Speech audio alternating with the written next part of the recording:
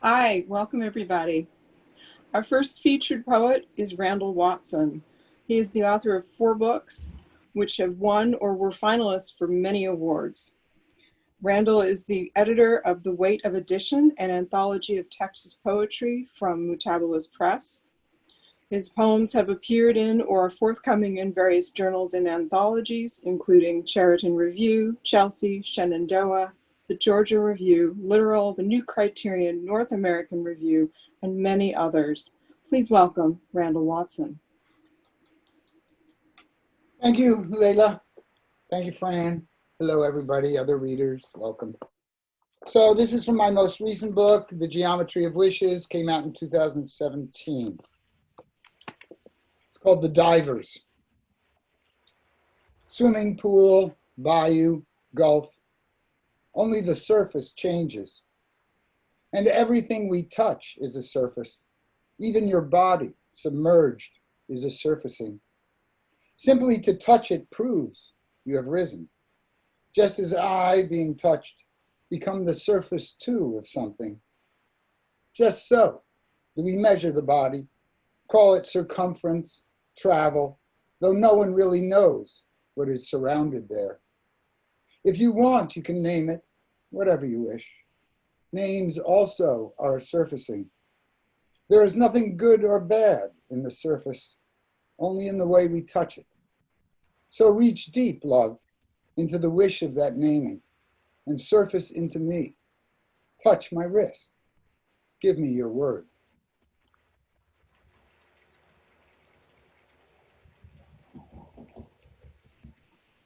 And here's a short one. All right, since you want some short ones. Don't worry, I smoke. It's not COVID. The Dakini, number 2. I have 2 poems in this book about a Dakini. Dakini is a kind of female Buddhist bodhisattva in the Tibetan Vajrayana tradition. I probably said that too fast. Don't worry if you don't know about Tibetan Buddhism. The poem doesn't really require that. But it places the underlying sensibility of the poem. No death, she says. No dying. Sometimes the white dog sleeps in the sun. The clover rises up above the grass to welcome the brightness. A footstool rusts on an office roof.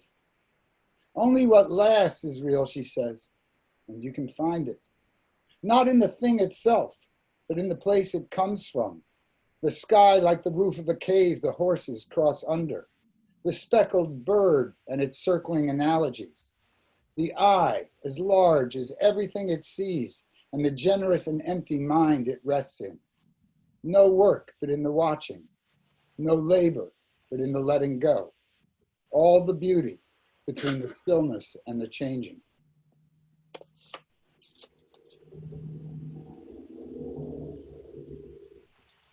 Okay. I haven't timed these, so if I go over, just wave your hand or something. I guess I'll read Night since that was on the send out. I guess I should read that. Night. It's actually a section in a longer poem. Night. Night is holiday, his sister early, wrapping in surprise. Like these athletic carnations pinned to my shirt, a Wonderland pharmacy. Sometimes I look at the clouds and I am full of that reaching. Beyond that charity, a man pursued into a ritual of color, an obscurantist. Once I saw a picture of a cockatiel upon a one-eyed dancer's shoulder, bright as the lamp he carried with him, a perfect speck of blindness and vision. Remember how I showed you there beside the pond, beneath the corrugations, the blue underwater glow, late evening, the silk swaying above us, the tint of my way forward. Poetry, you said, when you were smooth as endless, unimprovable summer, and I was shiny as the inside of a shell, turned outwards for everyone to see.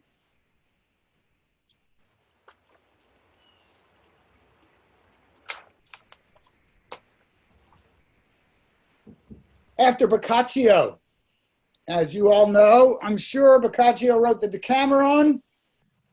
So you could say this is a pandemic poem of a sort. The Decameron is a book of stories of a bunch of wealthy Florentines who retreated from the plague of Renaissance Italy, and they hung around in a kind of isolated via and told each other stories to pass the time while everybody else in town died. Happy times. What, Winston? Happy times. Happy times, indeed. Yes, yes, yes. Hey, what do you got but now? Right after Boccaccio, and it's written as an epistle, a letter, and so it gestures, appropriates an old sort of convention of European literature, where sometimes people would write stories or poems, and it would begin "Dear M" or something like that. In other words, they would never actually name the direct audience that the poem was purportedly addressed to. So it's just a literary convention. So I've used that, I've borrowed that. After Boccaccio, dear M, forgive the weeks. These days my keeping flows like runoff into a scoring that ends in the river. And I move at the confluence where the measure is unmarked. The silences are steep beyond the margins. All the constant motion, birds screech and flutter, the slow yet tentative pace of a passing doe grazing the scrub oak, a raven swooping low over the pinyon grove, the swaying half breezes. They deceive me into calling them stillness, as if movement were a strictly human frenzy. Thus my response is inhuman, not as disregard, but in its calendar, and the calendar's scale, undone like a shadow, persuaded by the sun. I am sad to hear what you propose the cities have become. Interiors contagion by invisibles that stalk the currents, as when resentment becomes the dominant theme and thinking serves it. I too am as inconclusive as a multitude.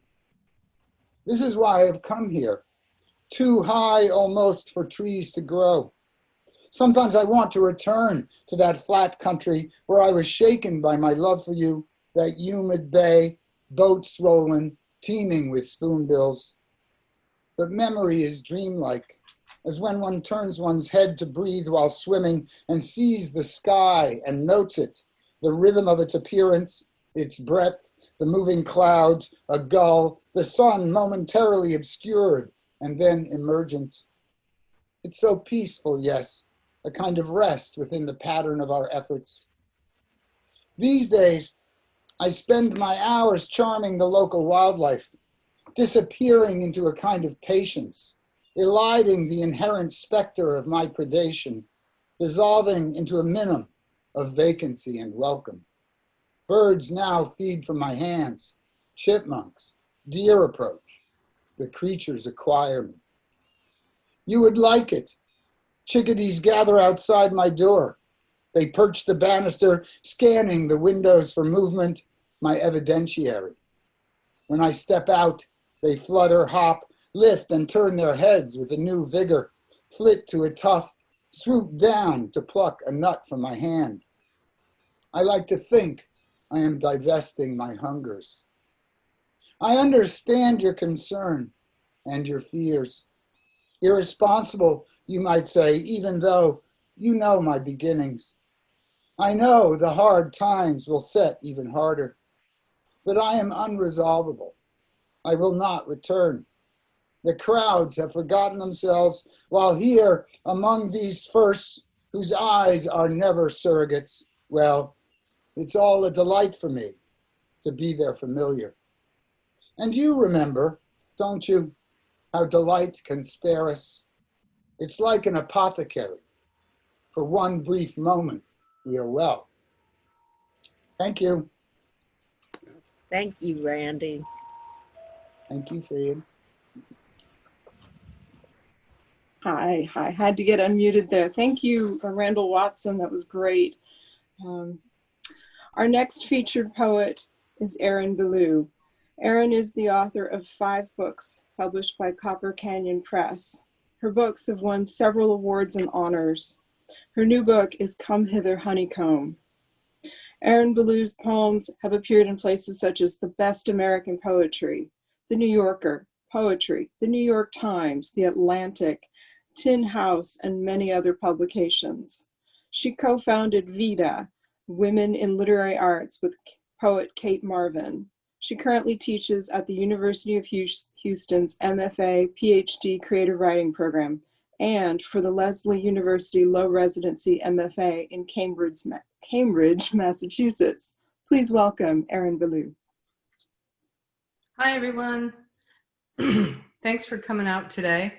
And thank you to the organizers for making this happen and for creating such a pleasant event and for putting me in the good company of the wonderful poets that I'm reading with today.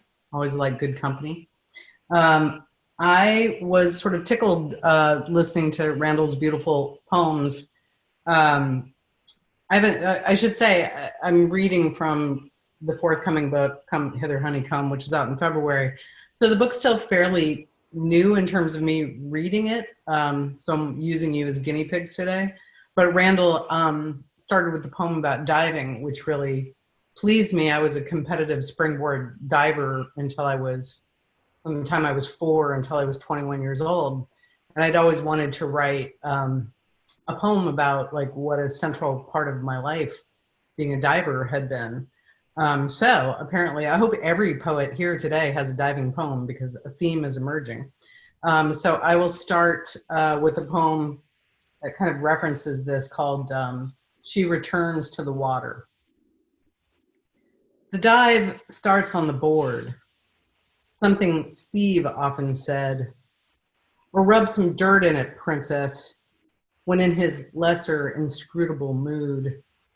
Steve of the hair gel and whistle, a man who was her diving coach, who never seemed to like her much, which was odd given objectively her admirable discipline and natural gifts, the years and years of practice, and the long row of golden trophies she won for his team. The girl she was then, confused, partly feral, like the outdoor cat you feed when you remember to, but won't allow to come inside.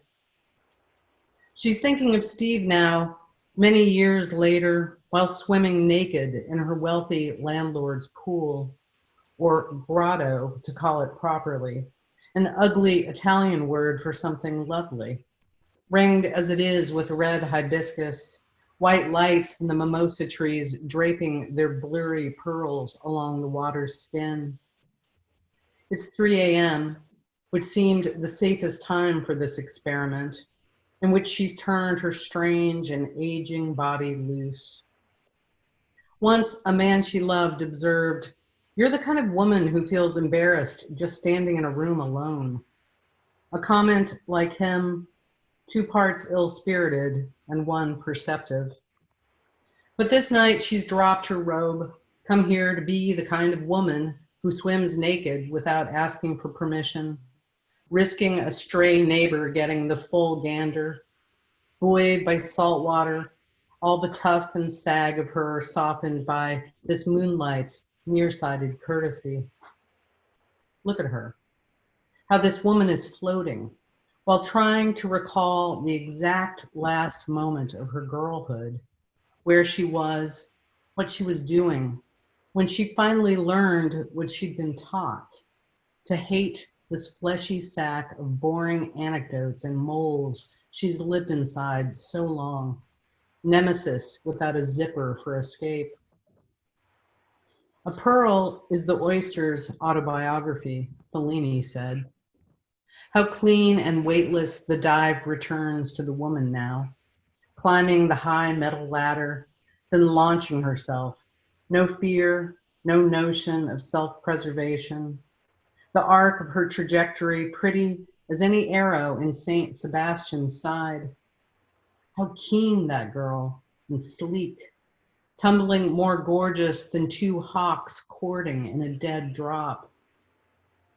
Floating, the woman remembers this again, how pristine she was in Pike, or tucked tighter than a socialite, or twisting in reverse like a barber's pole, her body flying toward its pivot, which is, in those seconds, the infinitesimal, before each possible outcome tears itself away. The woman is climbing from the water now, like the silvery tissue hiding a costly gift. So we were asked to read a shorter poem, so I have chosen, I'm just trying to make sure I haven't lost track of time. I have chosen Villanelle because it's such an exciting moment, I think, for any poet who's had this experience to wait all your life for the poetry muses to hand you something that actually works for a Villanelle, because Villanelle's, to find lines that are that bear repeating multiple times in the way that a Villanelle does is not the easiest thing. Hopefully I've accomplished it. So this is a shorter poem called Instructions for the Hostage. You must accept the door is never shut. You're always free to leave at any time, though the hostage will remain no matter what. The damage could be managed, so you thought. Essential to the theory of your crime, you must accept the door is never shut. Soon you'll need to choose which parts to cut for proof of life, then settle on your spine, though the hostage will remain no matter what. Buried with a straw, it's the weak who start considering their price. You're no great sum. You must accept the door was never shut and make a half-life there, aware, apart, afraid your captors lost you so far down, though the hostage you'll remain no matter what. Blink once for yes, and twice for yes. The heart makes a signal for the willing, its purity sublime. You must accept the door is never shut, though the hostage will remain no matter what.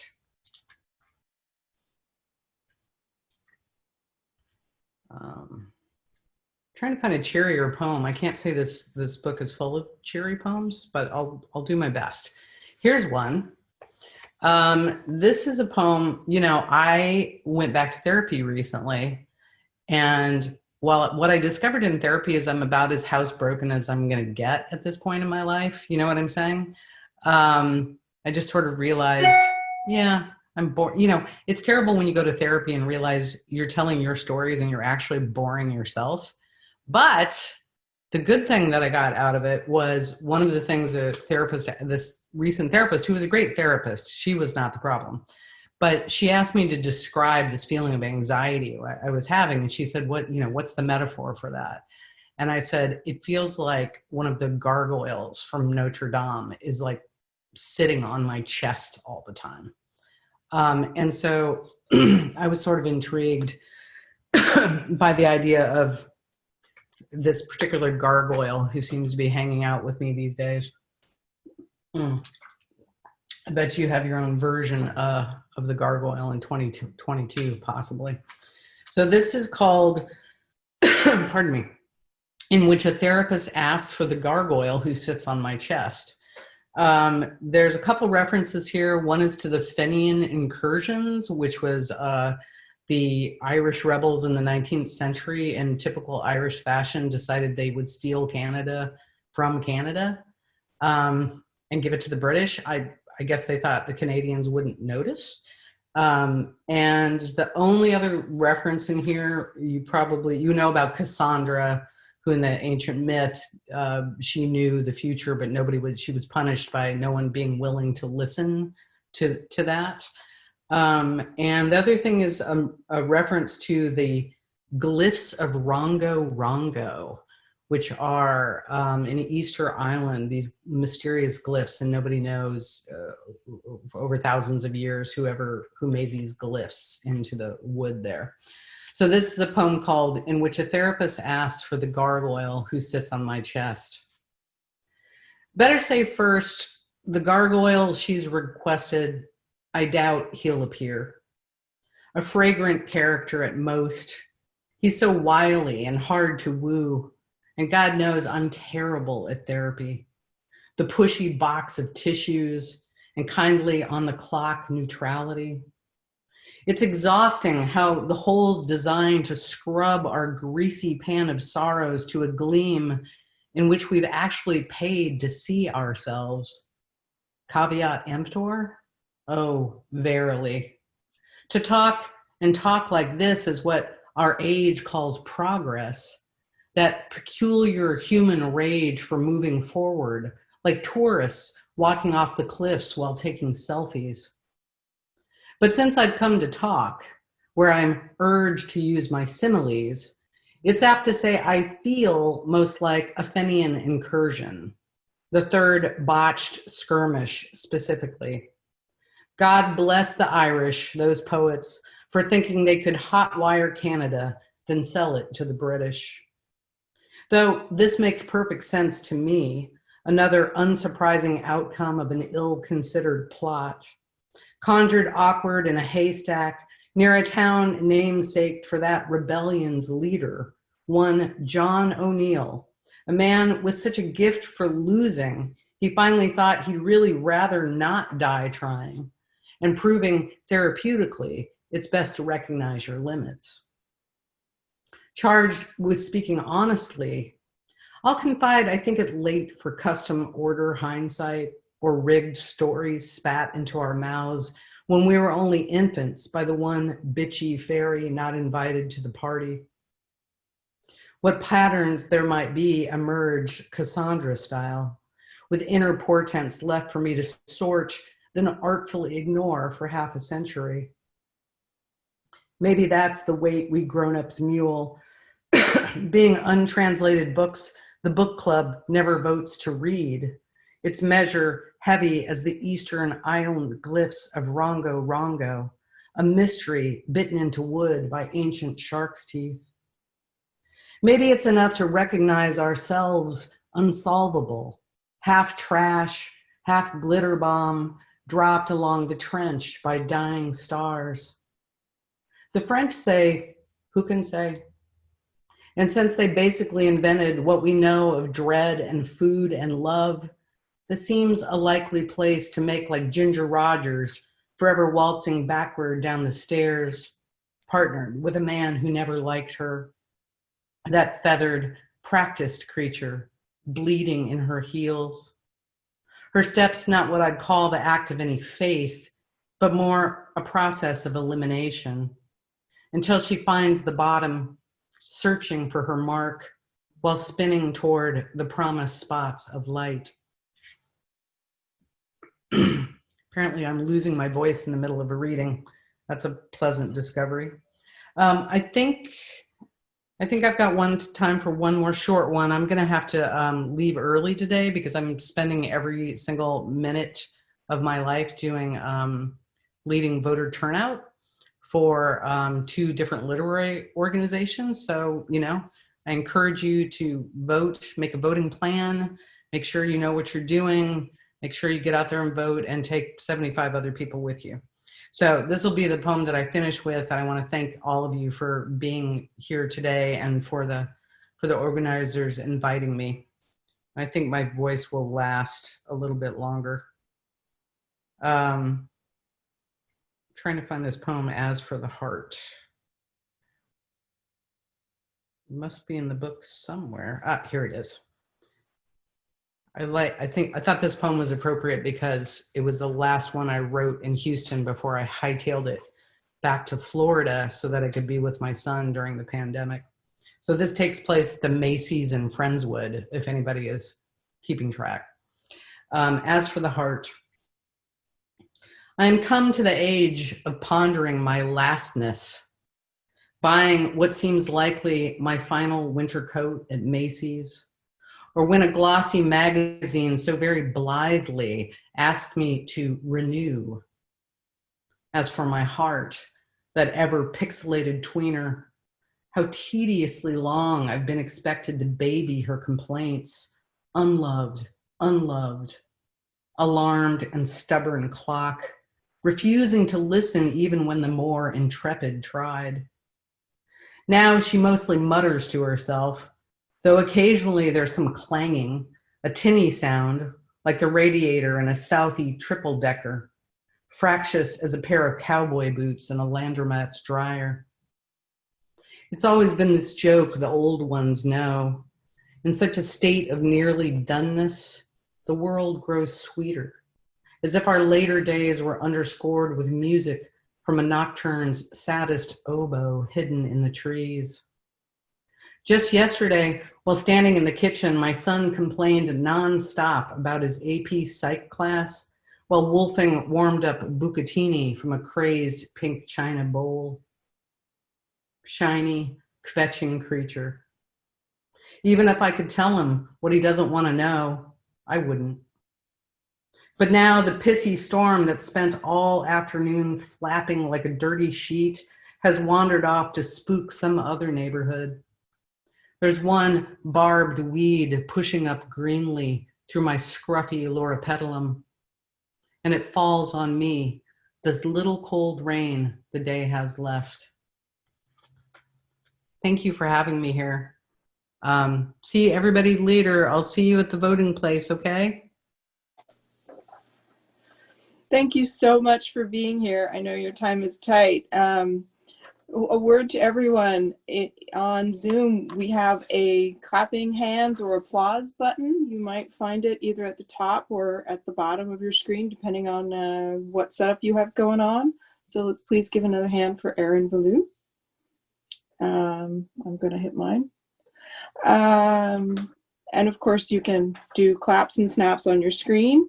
And in the chat, something people have started doing is using asterisks, which means snaps. So many snaps and claps so far. Our next featured poet is Winston Durden. Winston's poetry publications include Big River Poetry Review, Ilya's Honey, Harbinger Asylum, the Texas Poetry Calendar, Blue Collar Review, Barbaric Yacht, Plum Tree Tavern, Down in the Dirt, and many other publications. He's a lifetime member of Gulf Coast Poets and a 3-time Word Around Town veteran. Please welcome Winston Durden.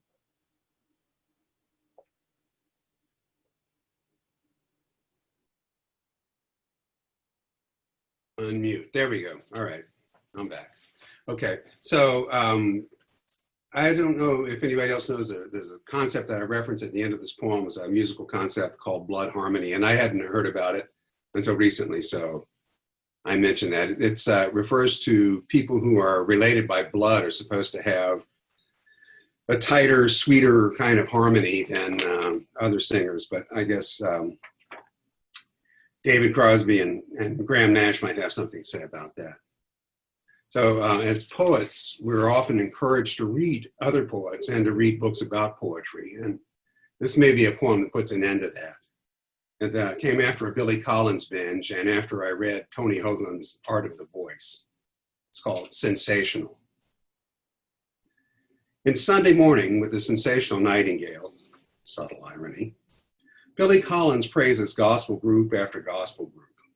Soul Stirrers, Swan Silvertones, Dixie Hummingbirds, excuse me, 5 Mississippi Blind Boys, actually the 5 Blind Boys of Mississippi. And I feel sensational because he's listening to gospel radio in his car and I have their music in my collection and more. Reverend James Cleveland, Mighty Clouds of Joy, Edward Hawkins Singers, Fairfield 4. And I understand if you didn't care to distract from rising on the nightingale's wings of song, to debate the discord of doctrinal disjunctures between his kneeling religion and their evangelical brand. For in spite of my background and staid Baptist tones, I too can ascend on a gospel chorus, conscious only of the sublime sweep of harmony, the blending of notes exceeding any sounds nature sings, birds twittering relentless solos, the hiss and yowl of cats, the bark and growl of dogs, the bleats and grunts of cattle and sheep, devoid of euphony or knowledge of tonics and augmented tones. For despite the nightingale's sweet song, Mr. Keats, sensational nightingales alone sing harmony, which is why I revel in the human ear, the sonic subtleties of the human mind, not aspirations to some higher thing displaced to an imaginary divine, but the power of multiple voices combined to animate the transient glory of song. So Billy, when next Sunday comes along, if you're cruising with a Harmony Jones, but not necessarily hankering for Jesus, stop in and I'll spin you some doo-wop. Flamingos, orioles, ravens, crows.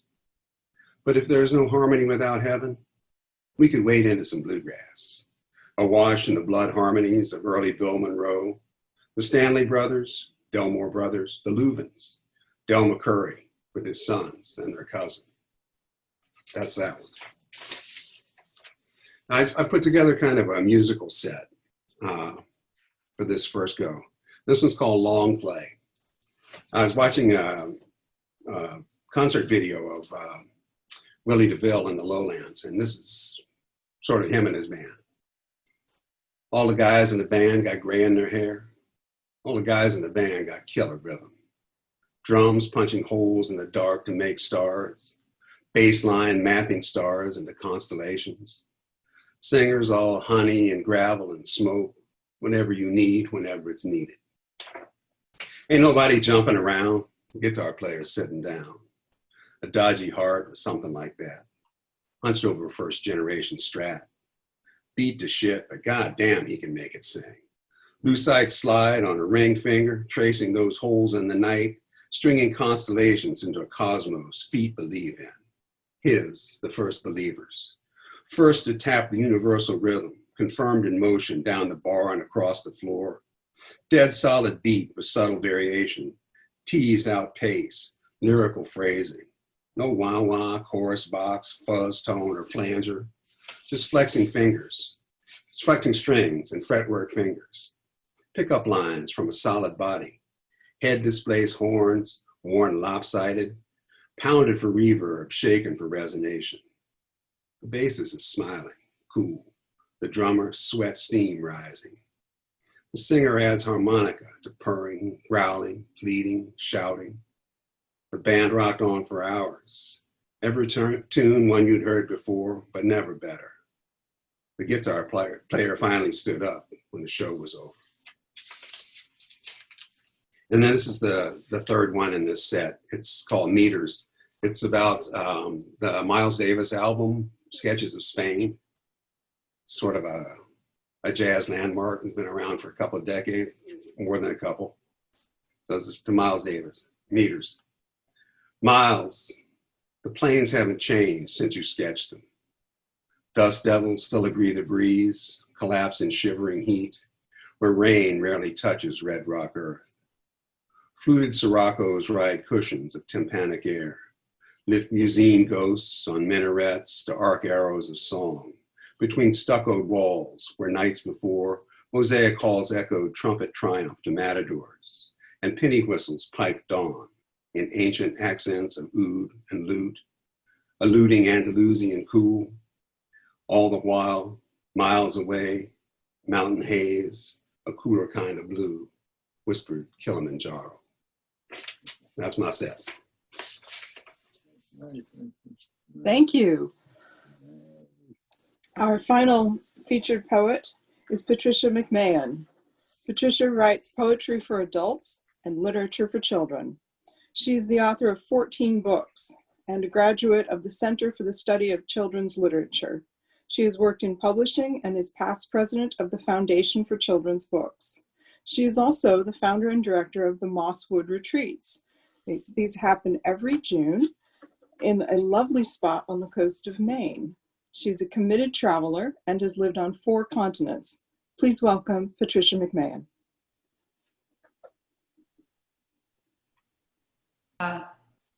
Sorry, I'm getting messages. Afternoon, thank you for inviting me. The first poem I'm going to read was not written for this year, but it might sound it. The reasons I am currently unavailable for death. Because I'm on the verge of tidying my desk, I swear. And I still cannot hold a tune in a bucket, yet I have a song list ready for my debut. I will wear a large flower behind one ear. And there is someone who says he can teach anyone to sing. And my closet is a right mess. No one else should have to clean that out. Trust me, I did my young mother's 8 months after her death and just before his new wife moved in. And although I'm sure it would be the right thing in the long run, I cannot imagine someone taking my place.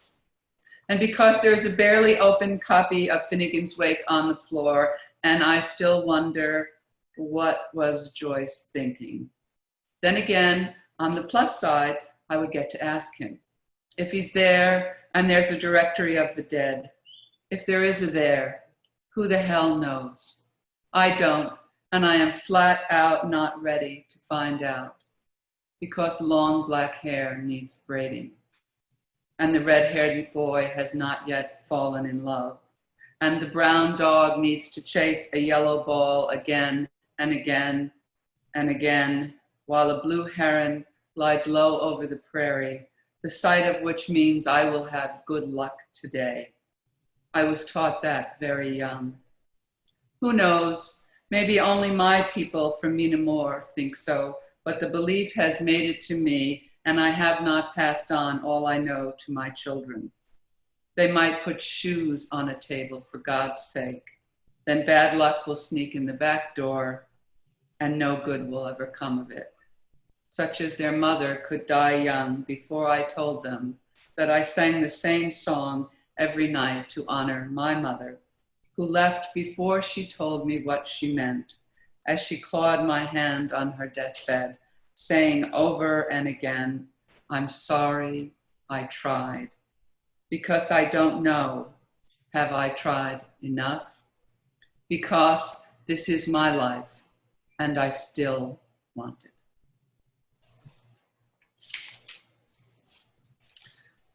This is called the 2-Star Hotel in Beijing. Multicolored plastic guts spill from broken ceiling tiles over an elevator opening to 14 girls dressed as Minnie Mouse. Whether for an occasion or not, I cannot tell. My son's eyes widen as the lady mice squeal at his red-haired existence, pose with him for an eternity. We fight our way onto the elevator down to the restaurant where 2 elderly Swiss men in lederhosen yodel along to the rhythm of ancient wheezing, seemingly alpine instruments. A portly Swiss miss travels the room with them, a jug on her shoulder, beaming with delight at each and every one of us. She sways to the alpine sounds. Still red-faced from close contact with that much female, the boy nods as I explain over the strudel that this is why one travels and stays in 2-star hotels. After a safe return to our room, only 7 photos of the boy by tourists trailing a flag bearer, I sip from my small drink, American whiskey, on our balcony over a courtyard. Interior windows into the hotel's ballroom display the elevator girls and many more young people of Beijing dancing to strobe lights.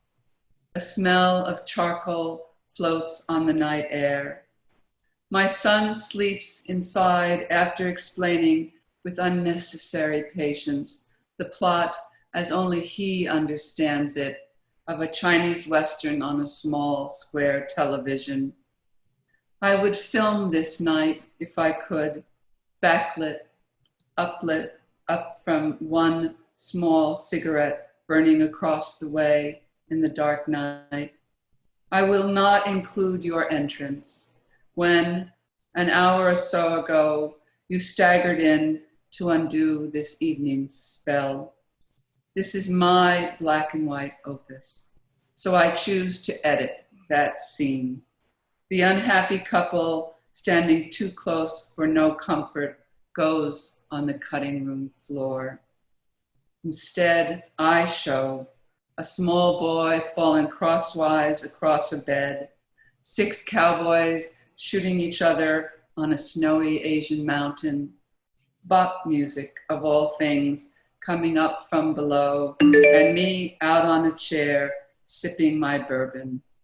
This is the way I film it. This is the way I go on. And then one more. Sorry, I'm going to, my computer make noises for reasons I do not understand, but I do not have a close personal relationship with my computer. It's a poem called These Are the Facts. My mother wore a gray coat that day, A-line, you might say, with large white buttons. Her hair was pulled back with a rubber band from last evening's vegetables, a barrette on each side of her face. She had spent the day before on the couch, lying there when we left for school, and in the same pose and the same place when we came home. I made dinner. No one cleared up. She stood now at the end of the supermarket aisle with her cart, waiting for the other mother who has 7 small children but no car. Once a week they shop. The carts piled so high you had to wonder, where's the money coming from? My mother, who has only 5 children, turned to see books displayed at the end of the supermarket aisle. Atlases with jewel tone covers, one for each continent. She picked up Africa, turned it over. The bright red book went into her cart. Asia next. Our neighbor caught up as my mother added Europe, Australia, both the Americas. She was startled by Antarctica, as we were later astonished when my mother laid them out on our table. 7 new books with a shine on them. Hiding on the stairs, I opened Africa. The pages hummed as I turned them. When I put one finger on a map, Uganda whispered, "Come here." I nodded. Slowly turning pages, I heard more voices. "Bailamos," said Spain. I could dance, I thought. Had my mother found magic books in the market? Or was this her one, her only charm? Did she chant words under her breath, blowing gently on the books as she handed them to us? I do not care which tale was true. The books were real. And so when she died too young and we buried her, I did what the maps said I should do. That's my poems for now. Thank you. So now that we have had an excellent open mic round, if you'd like to give everyone another round of applause or some snaps, please feel free to. You all did a great job. Let's welcome back our three remaining featured poets. We'll start with Randall Watson. Oh my. That was wonderful to hear everyone read. Hi, Billy. Hi, everyone who I haven't seen in a while. This is also part of a longer poem called Shikoku Triptych. Shikoku is an island in Japan. There's a Buddhist pilgrimage in which you walk the 1,700 miles circling the island, dates back to the 8th century. And so this was in part inspired by the 900 miles of that I walked some years ago. So it's called Geisha Love Concerto. Woman of waters, Bodhisattva dressed in salt and mirrors, arms crossed and folded.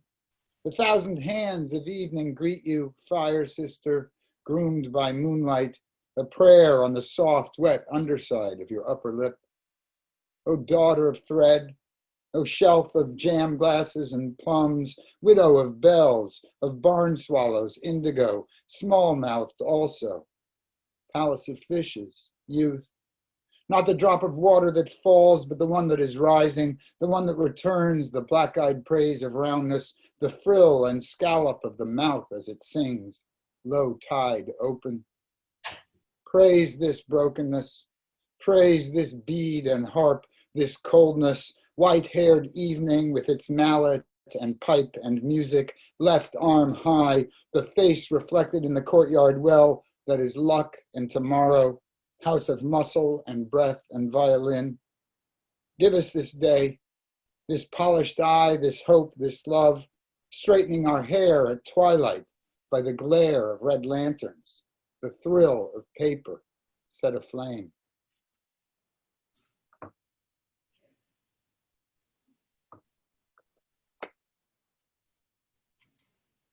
I'll go back to my first book.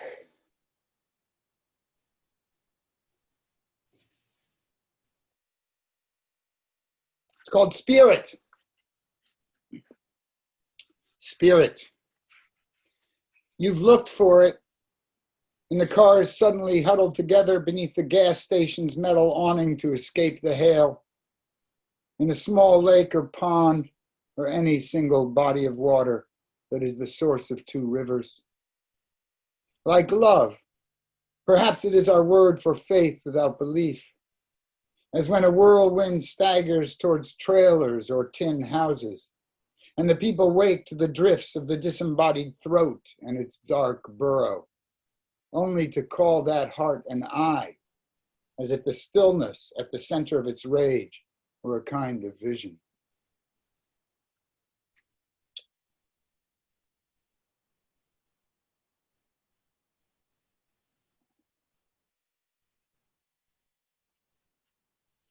And there's another one for our times, though it's an older poem called Revolution. Excuse me. Don't worry, I'm not sick. I just smoke. Revolution.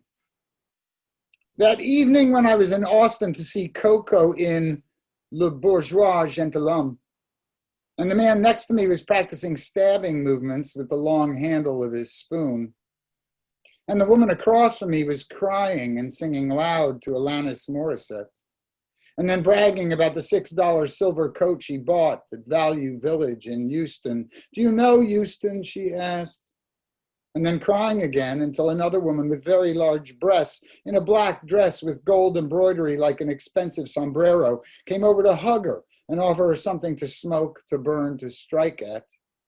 Because she also was sad and angry, and for a lot of good reasons, too. Which was when the boyfriend opened his laptop and the file with the picture of the rat on it, where the medieval village was not mysteriously empty, because anybody who knew anything about the history of film realized that the villagers had gone to the castle, fast and drunk and ready, finally, after all these years, to kill. Seemed appropriate.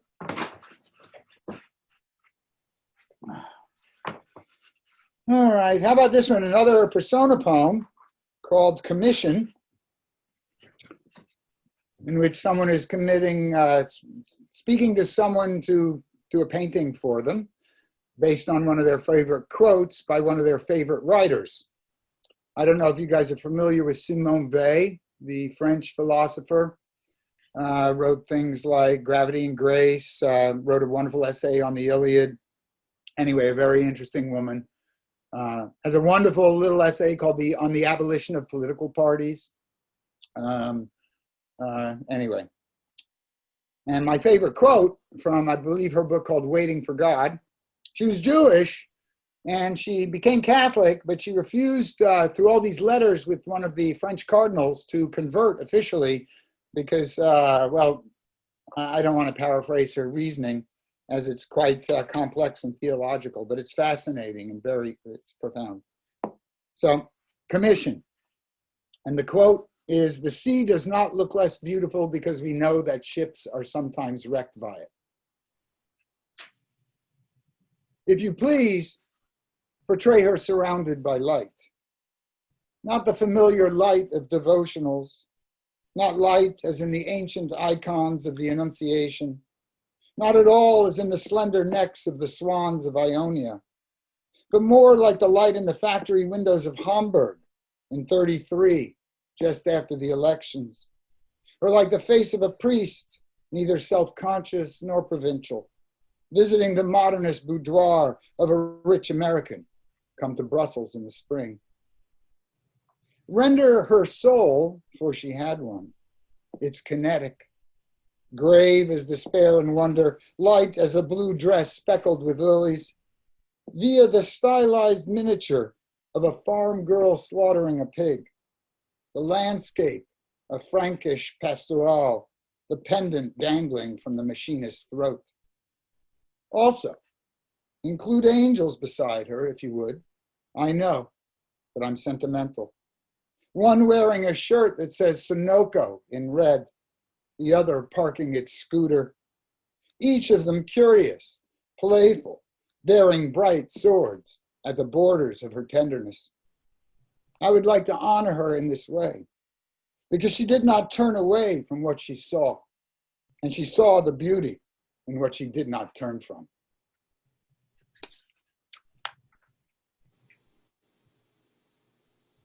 And I guess, I don't know, I'm not looking at my watch. This is a long poem. I think I have time, right, for a long poem?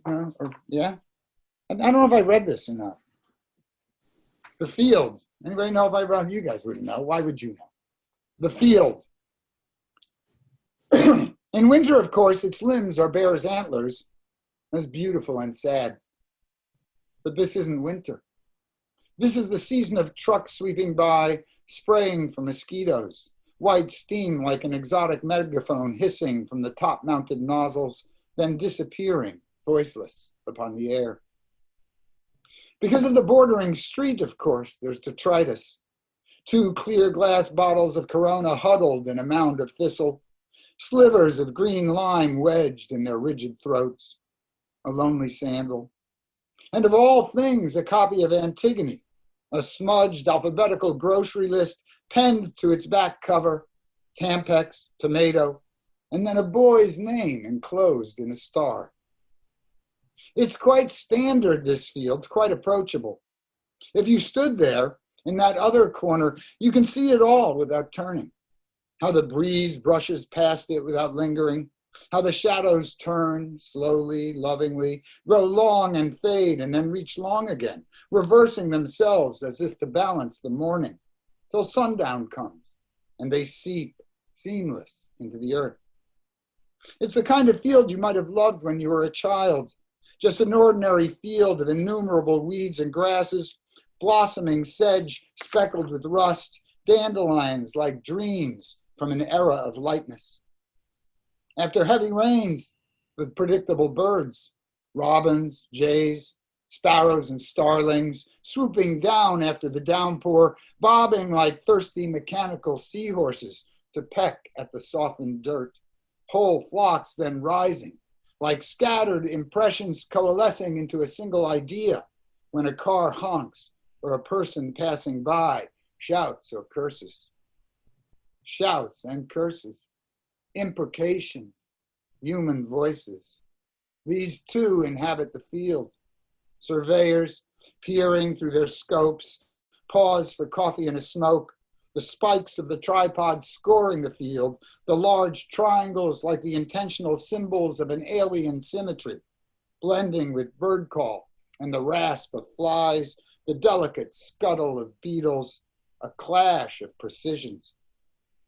And the ground, flat yet thinned, like a lake as a storm approaches, or a season, familiar and welcome.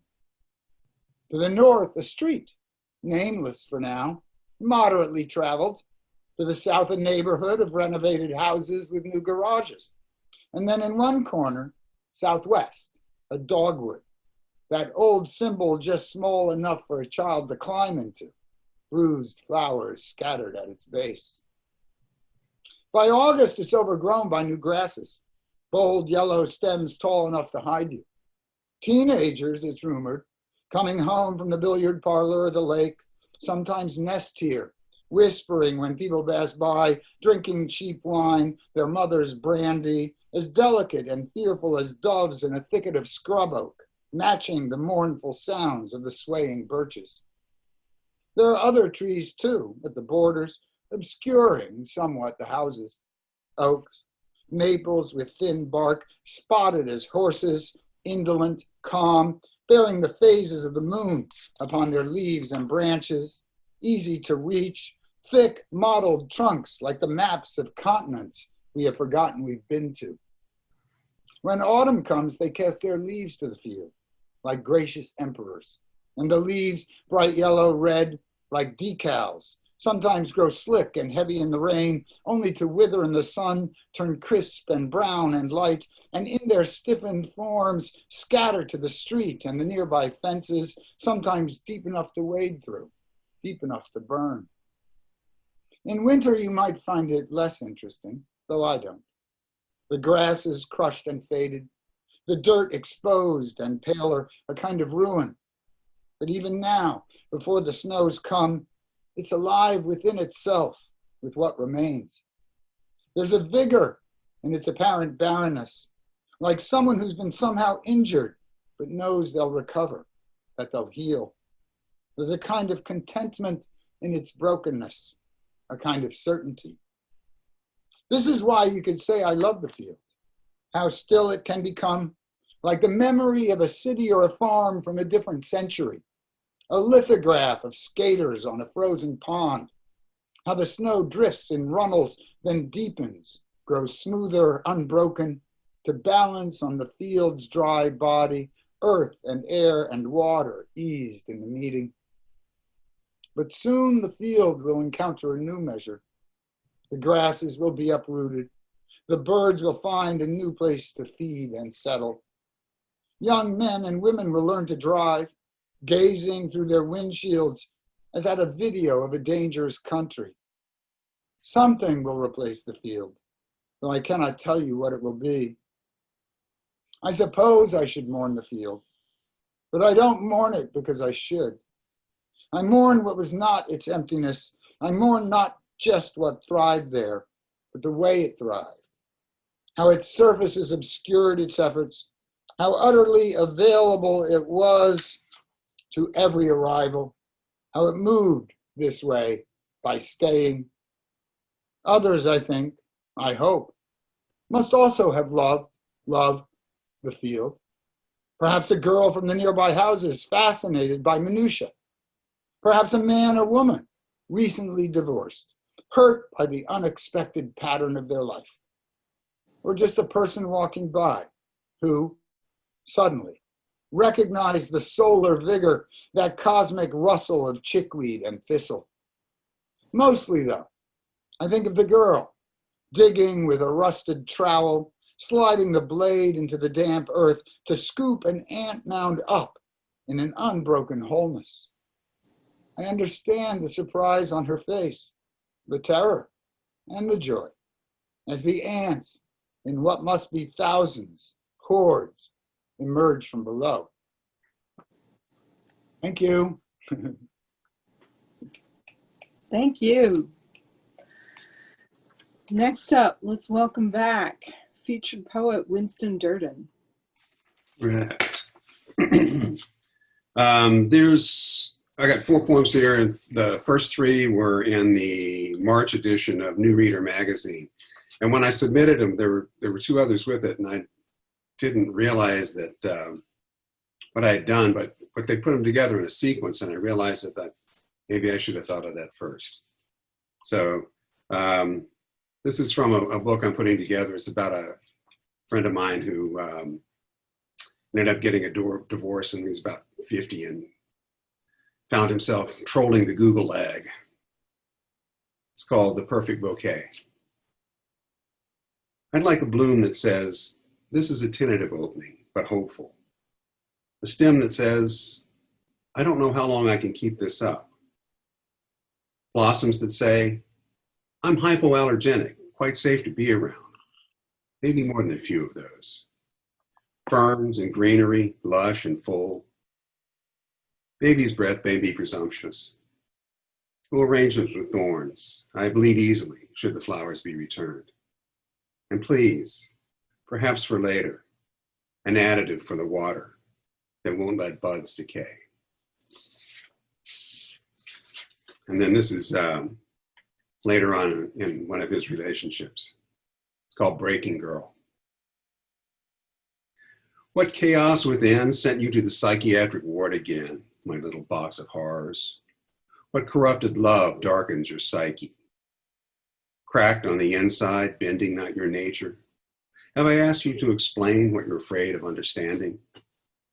Does that sharpen your appetite for another fistful of pills? Then I won't repeat the question. Your emotional jiggle du jour doesn't much matter. It's a rolling state of crisis to distract from abandonment, fear, and anger. How casual the emotional brutality you use to stave off love, the hurt before imagined hurt, when all that's offered is caring. What power, that weakness of emotion encased in rigid will that drives you, frightened little girls at the control of a woman, who hides her eyes and thinks she goes unseen because she cannot see. And this one is called Take a Little Time Without Worry. It's later on in things. I'm carrying an empty beer keg up marble steps. A businessman with a briefcase holds open one of the double doors and says, "Where are you going?" I'm slightly incensed by his question. I answer, "To the train station." Inside, the white marble floors look gritty and worn.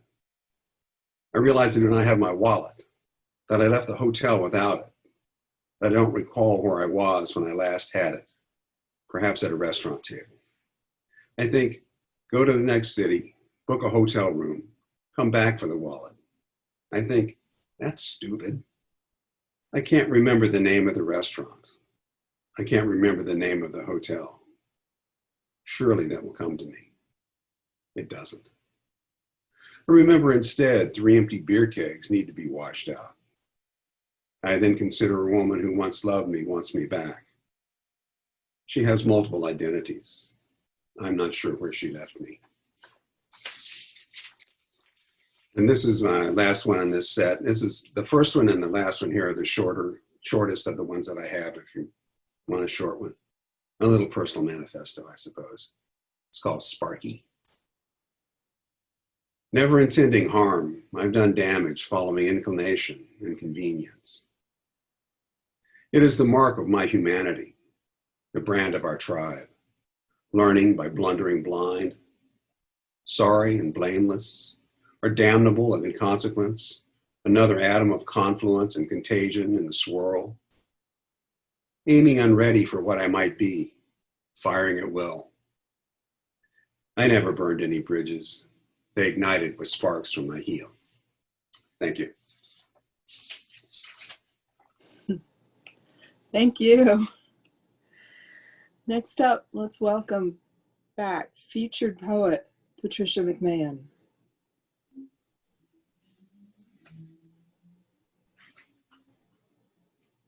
There she is. Sorry, I didn't unmute. Sorry. Thank you, everyone. What a great open mic. Great poems. This poem begins with a line from a poem called The Memory by Robert Creeley. And the poem grew out of a conversation with a poet I admire about the difficulty of making love poems interesting. So the poem is called Did Wonder Pour Down on the Whole Goddamn Town? No.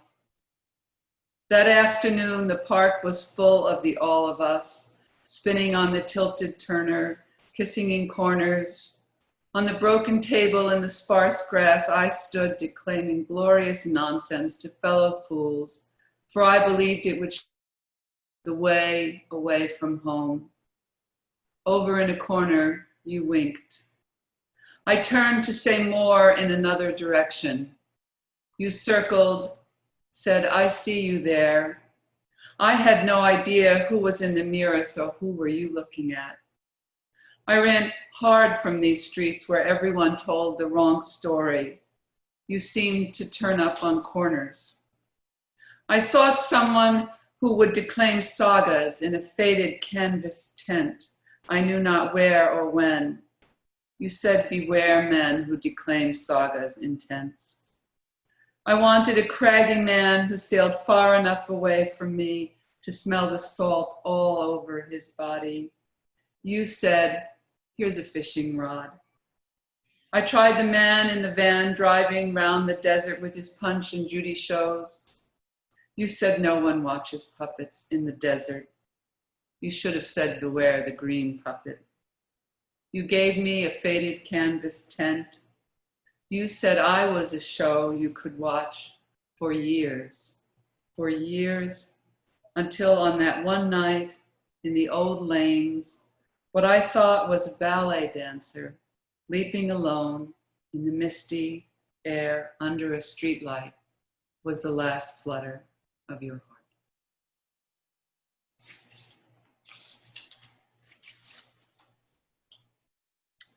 This is an important poem called Sparing the Eggplant.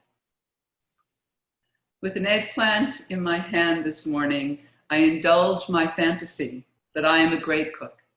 And if I fill my cart with all this green, orange, yellow, table after table of food will arrive, which prevents the cancer from returning, and conversations at the table will once again include the children we adore. They will still be young, saying things that swell our hearts, so we do not realize they are this way, but for this day, till one day they are gone away to adults. But as I heft the eggplant, thinking I will learn something by the weight of it, like a farmer holding a pig by the front haunches, at that exact moment, I accept the fact that I no longer like ratatouille and no longer want to make ratatouille, in spite of the fact that before those children, I would always make ratatouille when guests came with poulet provençal. The names alone spoke to where I wanted to be at a table in the world. Now, the bloom is off the vegetable melange. In fact, I decide right now I will never make it again. Today, I leave the eggplant out of my cart, a dramatic moment for me, if not quite a reprieve, as say, for a too small swine. We are all dodging death that little bit each day, like the piglet that didn't weigh enough. Like Carol Mary, who sat in the back seat of a car between Trichard and Evander in the middle of nowhere, Highveld, South Africa, giving me a lecture on why you should always have a comb on you somewhere, broken in half, for ease of transport, because you never know. Look around you, dearie, she said. Where will you find one here? We argued about the fact that I thought my need for smooth hair would never be that great. And she said that my problem was that I thought it important enough to serve French food, watery garlic soup for dinner, but not enough to care about myself, to fix my hair in a pinch. I realized at that exact moment how deeply I could love someone possessed of inane ideas. Never could I have imagined, not for one single second, that later I would not speak to her for 2 years, only to discover that she had died. And at this moment of the eggplant rejection, I realized that I will never again be young enough to think that friends do not die. My children will always turn to me, and that it might be possible to dislike the food that I thought made me the sort of person who would be stopped outside the Gare du Nord for directions because I looked like I live here, that I was the sort of person who served poulet provençal with ratatouille at my table. And I'm going to give you my best as far as short poems. The two are connected. The last time on 7th Street. The white gate no longer swings open, the hinge rusted. The bushes, once small and filled with bees to run from screaming, are grown too tall, too wild for this small space. A narrow concrete path leads around back where the sapling is now a great tree. But the green pitcher is still moist on the outside on this summer's night. Iced tea filled with mint when she grew it on the other side of the house by the tulips, wrapped in wet paper, carried to the kitchen. The mint's no longer there, not a tulip in sight. Still, the picture will hold a handprint on this evening. Peach cobbler on the tin table, pastel pajamas for the 3 girls on hot nights, seersucker, lying in the bedroom across the hall for one with big shoes by the door for a big man. Her side table piled with books. Over here, a silver brush and a mirror, a cut glass perfume bottle. Jesus gazes down from one wall to his mother Mary on the other side, while my father, who has slipped out of time, stares across the room where my young mother's ghost combs her hair with a long-handled brush. The children are nowhere to be found. And my last one, again, thanks for Leela and Fran, everybody puts these together. The title is The Ad in My Email Asks. The ad in my email asks, did you know you can call your mother on Skype? I most certainly did not. Technology has a way of getting ahead of me, so I did not know that now we can call the dead. But yes, I'm in, certainly. Please tell me how to dial my too long gone mom. If you will excuse me, before we proceed, I do have a question. Has this all been thought through? To be clear, will there be visuals? A bit problematic, I should think, after all this time. Or might she be lit by a glowing celestial light? I've heard that mentioned.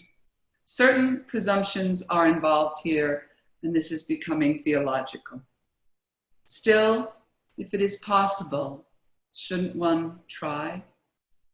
Won't she be surprised to see me?